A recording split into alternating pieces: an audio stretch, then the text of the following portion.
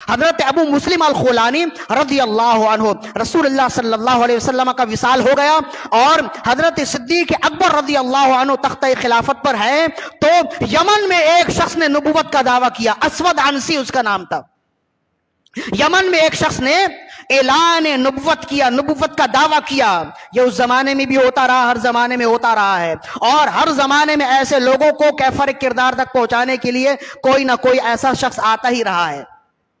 چنانچہ کہتے ہیں کہ یمن میں اس نے اپنے آپ کو نبی ہونے کا دعویٰ کیا اور بہت سارے لوگ اس کے معتقد ہو گئے، اسے نبی ماننے لگ گئے۔ حضرت ابو مسلم الخولانی رضی اللہ عنہ سچے عاشق رسول اور رسول اللہ صلی اللہ علیہ وسلم کا کلمہ پڑھنے والے، آپ کب یہ کہہ سکتے تھے اور آپ کب یہ برداشت کر سکتے تھے کہ میرے نبی کے مقابلے میں کوئی دوسرا نبی آئے، کوئی جھوٹا نبی آئے اور وہ اپنے آپ کو نبوت کا دعویٰ کرے، آپ اس کی تردید کرتے رہے؟ بہرحال جب اس کے کانوں تک خبر پہنچی کہ بہت سارے لوگ میرے معتقد ہیں، لیکن ایک شخص ہے ابو مسلم الخولانی، یہ میری تردید کرتا ہے اور میرے لوگوں کو خدا نے خاصہ ورغلاتا ہے، کسی نہ کسی طرح آپ کو گرفتار کروایا، اپنے سامنے پیش کیا۔ جب آپ اس کے سامنے پیش ہوئے، اس نے کہا اتشہد ان محمد رسول اللہ، کیا تم گواہی دیتے ہو کہ محمد اللہ کے رسول ہیں؟ قال نعم، آپ نے فرمایا ہاں میں گواہی دیتا ہوں۔ پھر اس نے کہا اتشہد انی رسول اللہ، کیا تم گواہی دیتے ہو میں اللہ کا رسول ہوں؟ آپ نے فرمایا میں سنتا نہیں،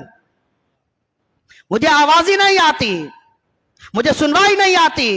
پھر اس نے کہا اتشہد ان محمد رسول اللہ، کیا تم گواہی دیتے ہو کہ محمد اللہ کے رسول ہیں؟ آپ نے فرمایا نعم واللہ نعم اللہم نعم، بے شک اللہ کی قسم میں اس بات کی گواہی دیتا ہوں محمد صلی اللہ علیہ وسلم اللہ کے نبی ہیں۔ پھر اس نے کہا اتشہد انی رسول اللہ، کیا تم یہ گواہی دیتے ہو کہ میں اللہ کا رسول ہوں؟ آپ نے فرمایا میں سنتا ہی نہیں، مجھے آواز ہی نہیں آتی۔ 3 مرتبہ جب اس نے یہ جملے کہے، یہ دعویٰ کیا اور تینوں مرتبہ آپ نے انکار کیا تو بھرا مجمع تھا۔ اب جب اس نے اپنے آپ کو ہاتھا کی عزت پر دیکھا، جب اس کی عزت پہ بات آئی، اس نے کہا کہ آگ روشن کرو اور میں انہیں آگ میں ڈالوں گا تاکہ معلوم ہو جائے جو میرے مخالف میں آئے گا ایسے ہی جلا دیا جائے گا۔ لوگوں کو جمع کیا، بھرا مجمع ہے، آگ روشن کی گئی، بھڑکتی ہوئی آگ سامنے ہے، اور ایک مرتبہ پھر پوچھا کہ کیا تم یہ گواہی دیتے ہو کہ محمد اللہ کے رسول ہیں؟ آپ نے فرمایا بے شک میں گواہی دیتا ہوں محمد اللہ کے رسول ہیں۔ اور اس نے کہا دیکھ لو سامنے آگ ہے، اب بھی میرے بارے میں گواہی دے دو، میری نبوت کا اقرار کر لو اور یہ کہہ دو کہ میں اللہ کا رسول ہوں۔ آپ نے فرمایا میں سنتا ہی نہیں، مجھے آواز ہی نہیں آتی۔ جب وہ سمجھ گیا کہ یہ ماننے والا نہیں ہے، لہذا اب اپنی عزت بھی بچانی ہے، اپنا وقار بھی قائم رکھنا ہے، اپنا بھرم بھی لوگوں کے درمیان میں رکھنا ہے، اپنا روب اور ہیبت بھی لوگوں کو دکھانا ہے، اور یہ بھی دکھانا ہے کہ جو میرے مقابلے میں آئے گا وہ ایسے ہی مارا جائے گا۔ لہذا اب کیا کریں؟ اس نے آگ روشن کی اور کہا کہ اس آگ میں ڈالو۔ اب کہتے ہیں کہ حضرت ابو مسلم الخولانی رضی اللہ عنہ کو بھڑکتی ہوئی آگ میں ڈال دیا گیا اور لوگ تماشا دیکھتے رہے اور لوگ یہ سمجھتے رہے تھوڑی دیر کے بعد تو یہ جل کر خاکستر ہو جائیں گے۔ کئی گھنٹوں آگ یوں ہی لہکتی رہی، دہکتی رہی، بھڑکتی رہی، لیکن کئی گھنٹوں کے بعد حضرت ابو مسلم الخولانی رضی اللہ عنہ خود ہی اس آگ سے ایسے ٹہلتے ہوئے باہر نکلے جیسے کسی باغ و بہار سے باہر نکلے ہیں۔ وہ لوگ اسود عنسی، جب اس نے لوگوں کو جمع اس وجہ سے کیا تھا کہ جب لوگ یہ انجام دیکھیں گے تو مزید میرے معتقد ہو جائیں گے۔ اب جب لوگوں نے دیکھا کہ واقعی یہ جھوٹا نبی ہے، اس وجہ سے اس کا وار ان پر نہیں چلا، اور یہ ابو مسلم الخولانی جن کے بارے میں کہہ رہے ہیں وہی سچے نبی ہیں، اس لیے کہ جو محمد رسول اللہ کی عزت و ناموس کی حفاظت کرتا ہے وہ کبھی ذلیل نہیں ہوتا۔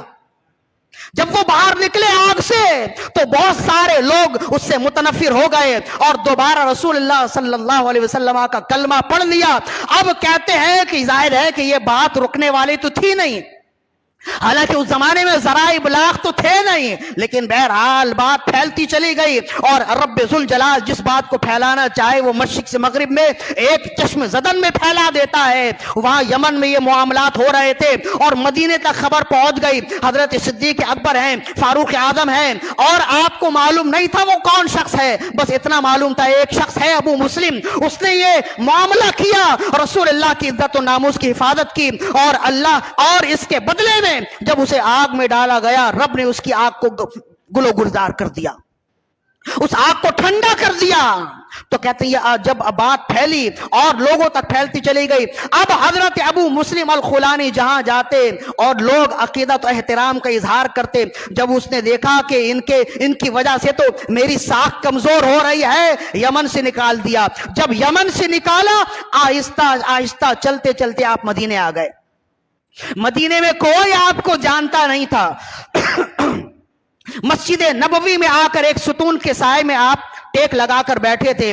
کہتے ہیں کہ صحابہ کرام وہاں پہ موجود ہیں اور حلقہ ذکر لگا ہے، ذکر و فکر کی محفل ہے۔